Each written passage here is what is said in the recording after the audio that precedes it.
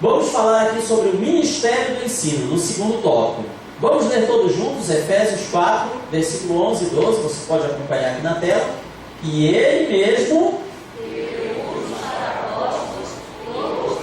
profetas, evangelistas, pastores e doutores, querendo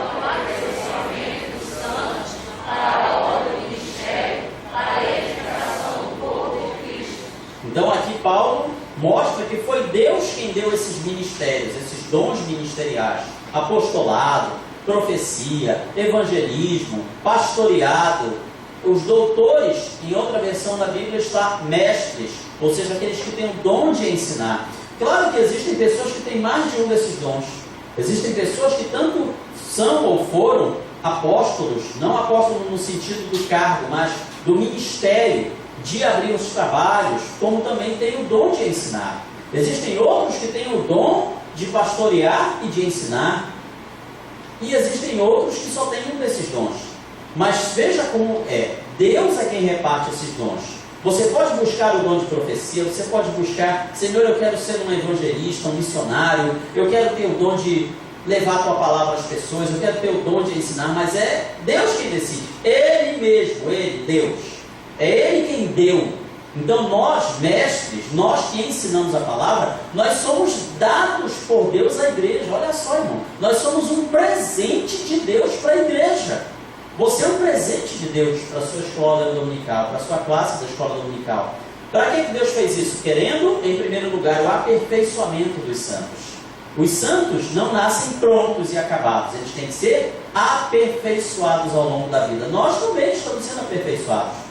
Mas Deus também fez isso para dar para a obra do ministério, para que através do nosso ensino se formem os futuros obreiros e obreiras, levitas, missionários, cantores, pregadores e outros mestres, e para a edificação do corpo de Cristo, para a igreja ser edificada, para a igreja crescer espiritualmente.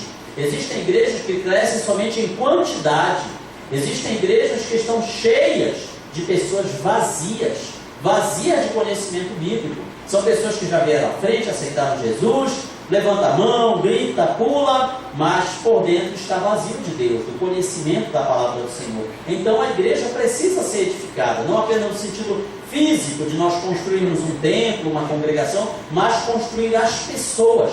Precisamos investir nas pessoas o tanto que nós investimos nos nossos templos, irmãos. Não podemos restringir a edificação apenas ao local físico, mas às pessoas que compõem aquele local físico também. Veja o que Paulo descreve em Romanos 12, versículos 6 e 7.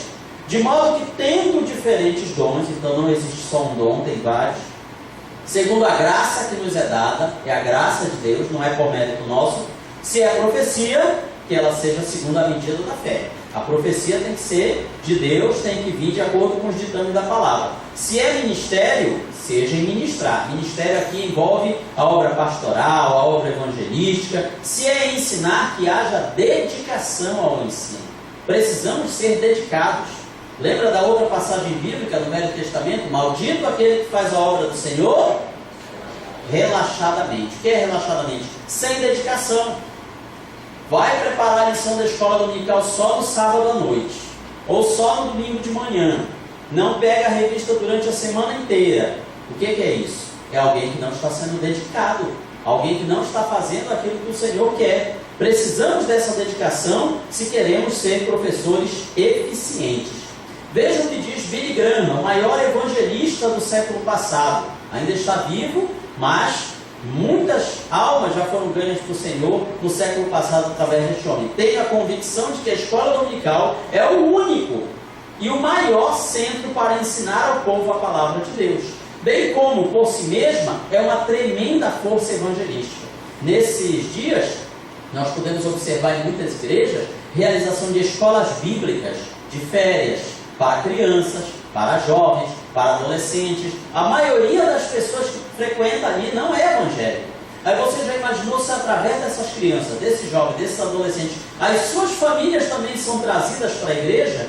Que tremenda força evangelística! Pois é, a escola dominical ela faz isso o ano todo.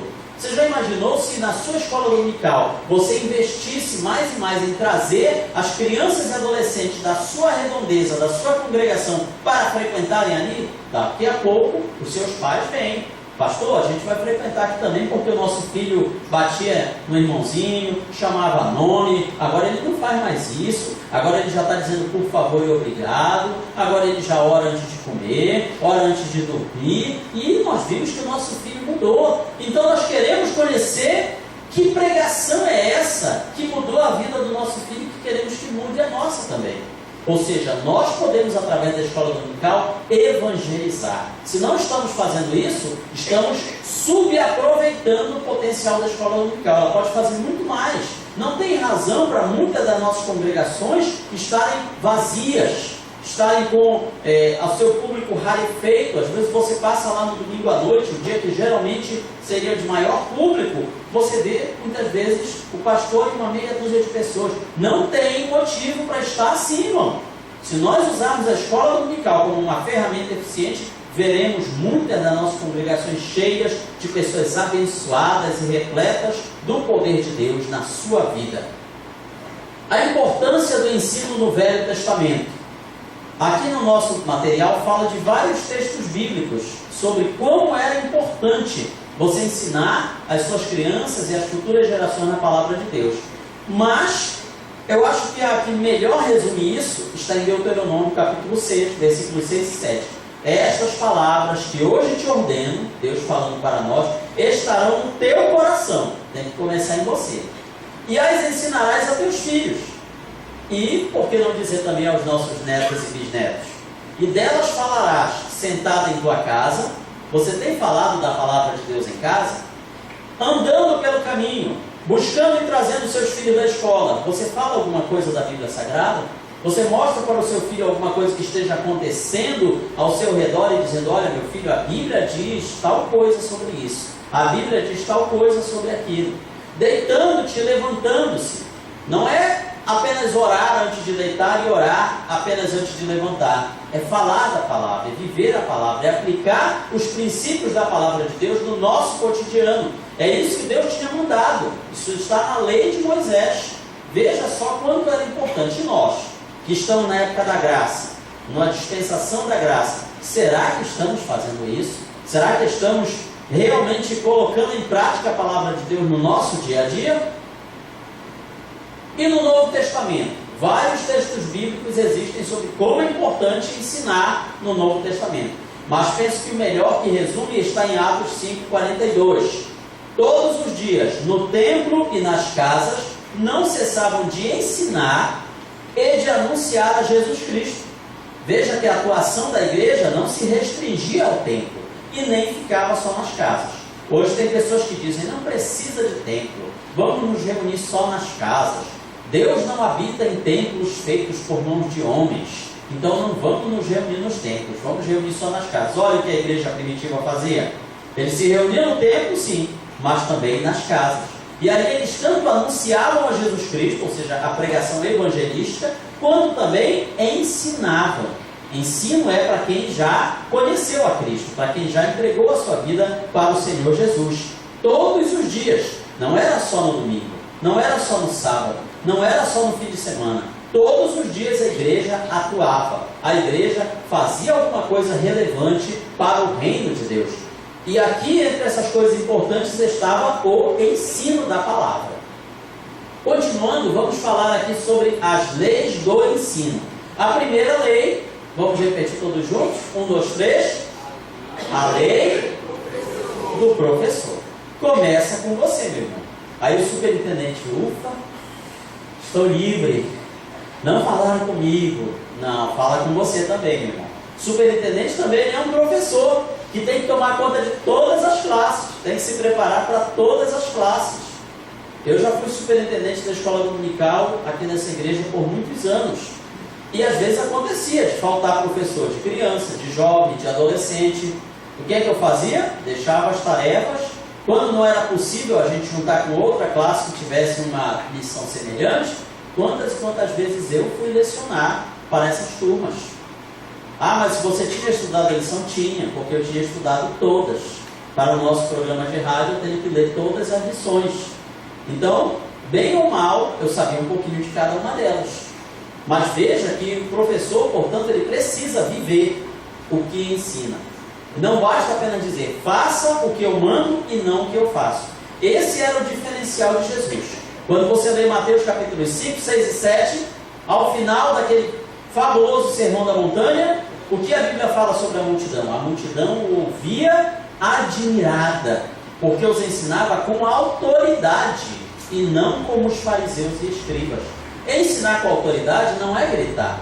Ensinar com autoridade não é bater na mesa. Ensinar com autoridade não é pular no púlpito. Ensinar com autoridade não é alterar o tom de voz, não é gritar, não é berrar. Para isso que existe o microfone, para que o nosso som da voz seja ouvido bem melhor. Ensinar com autoridade é ensinar aquilo que você vive, aquilo que você acredita, aquilo que você pratica. E o aluno vê isso em você. Você não precisa dizer, meus irmãos, eu oro tantas horas que eu tenho até calo no joelho. Não precisa você dizer isso. Se você tiver uma vida de oração e for ensinar sobre oração, o seu aluno vai ver isso em você. Se você tem uma vida de contribuição com a obra de Deus e for ensinar sobre oferta e dízimo, o aluno vai ver isso em você. Não precisa você dizer quanto você ofertou, quantas vezes você contribuiu com a construção do templo em que você congrega. Não precisa de nada disso.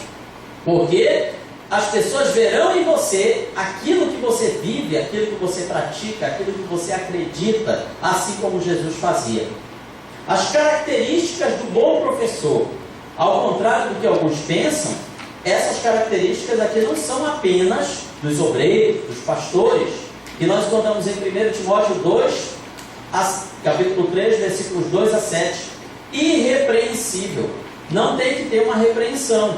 Irrepreensível é algo que você não pode apontar o dedo para a pessoa e dizer, você é bom nisso, mas falha naquilo. Irrepreensível significa isso.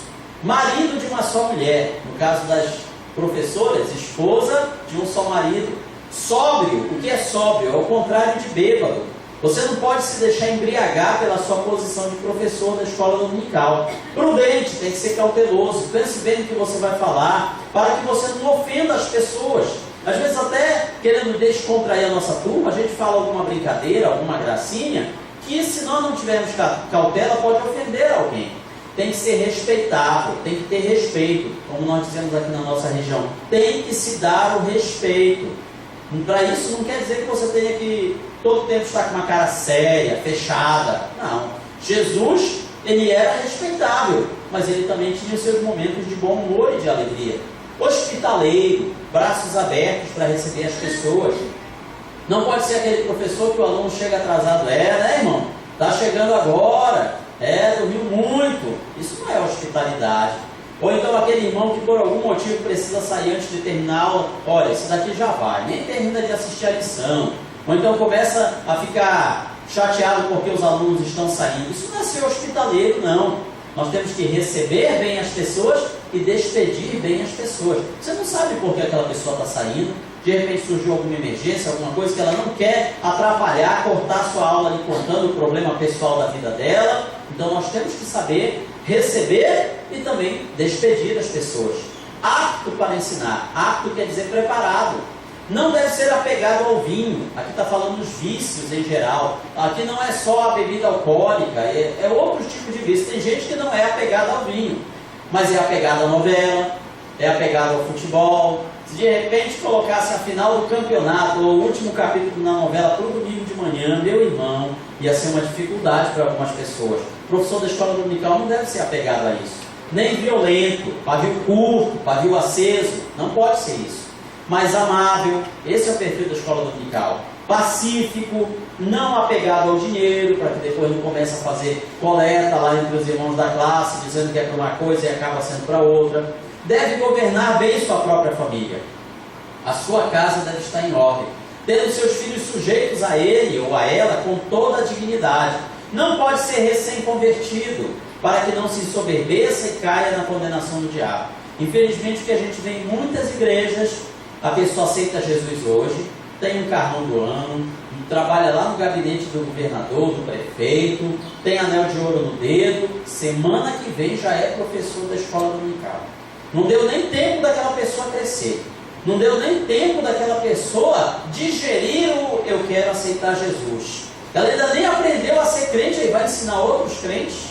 Só porque uma pessoa abençoada, entre aspas, abençoado, irmão, é quem aceitou Jesus desde criancinha, se batizou nas águas aqui na igreja, passou pela classe de criança, de jovem, de adolescente, está firme com Jesus ali na escola dominical, está de cabelo branco na escola dominical. Isso sim é que é pessoa abençoada. E às vezes nós não reconhecemos essas pessoas para serem professores.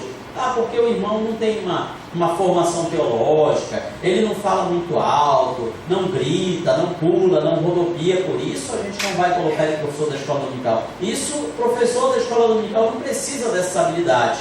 Precisa ter uma vida com Deus e dizer, eu quero passar esta vida para os meus alunos. Vai terminar o meu tempo aqui nessa terra, mas aquilo que eu aprendi do Senhor, eu quero repassar para aqueles que estão à minha frente, para que eles prossigam neste mesmo alvo que é o Senhor Jesus. É isso que nós precisamos ter no perfil do professor.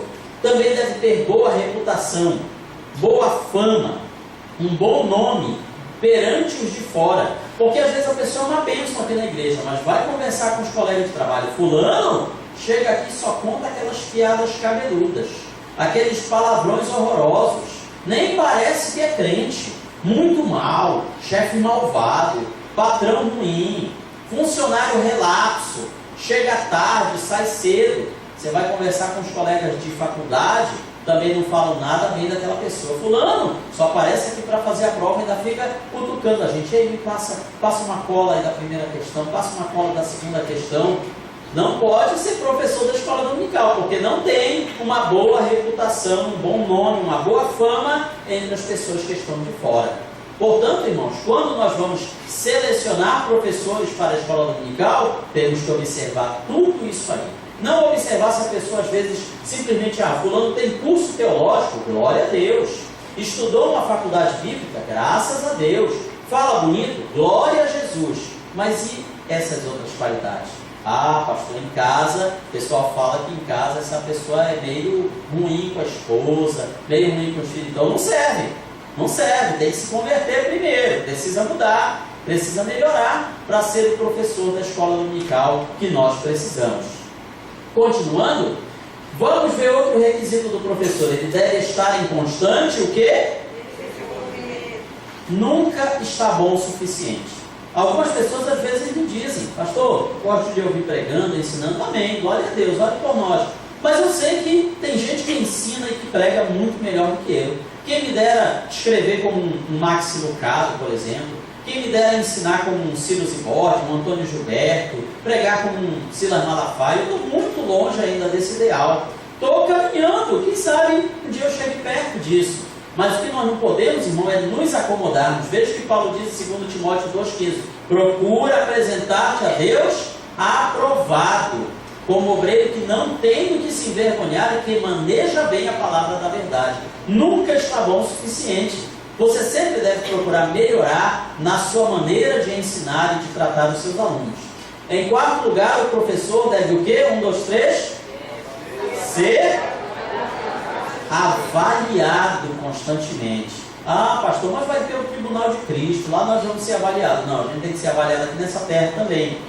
Tanto por nós mesmos, quanto por nossos alunos. Você que é superintendente da escola dominical, você já parou para pensar, por exemplo, na possibilidade de você rodar uns formulários e entregar para os alunos?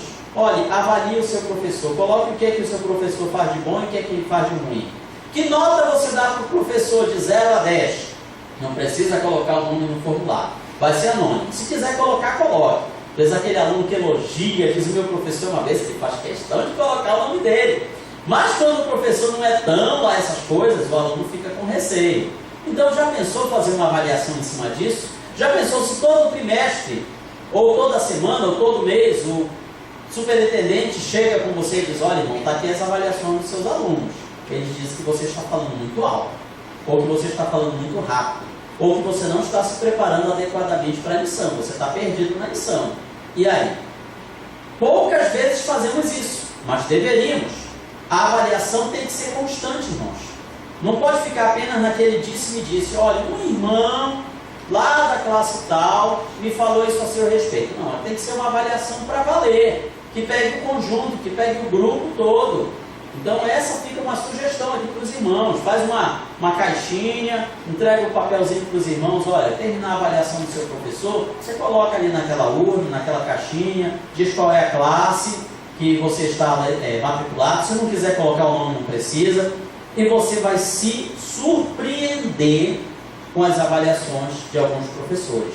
Mas precisa haver essa avaliação, para que dessa maneira os nossos professores sejam melhor trabalhados. Em quinto lugar, trabalhar com 2 professores por classe. Aqui, no tempo sede, às vezes tinha professores 3 em uma classe. E acontecia dos 3 faltarem no domingo. Parecia que um ligava para o outro: olha, tu não vem, eu também não, tu também não vai. Acontecia isso. Mas nós temos que restringir esse risco. Quando é só uma pessoa, é muito mais fácil de faltar.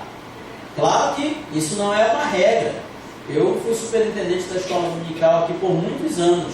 E eu acho que dá para conferir nos dedos de uma mão os domingos que eu faltei. São 52 domingos no ano. Eu não me lembro de ter tido muitas faltas, e nem os irmãos. Só quando realmente era um caso de doença muito grave, algo que realmente não podia ser evitado. E olha que eu não tinha vice, não tinha superintendente vice para me auxiliar, era somente a mim. Mas acho que consegui reduzir ao máximo o número de faltas e atrasos que eu tive. E assim também, irmãos, cada professor, cada superintendente deve perseguir esse ideal. A gente se programa, se planeja a semana inteira, se prepara a semana inteira para essa culminância que é no domingo pela manhã. Então, evitar ao máximo atrasos e faltas vem logo em seguida como uma das metas do professor da escola dominical, para que assim a nossa aula e a nossa escola seja realmente uma bênção de Deus.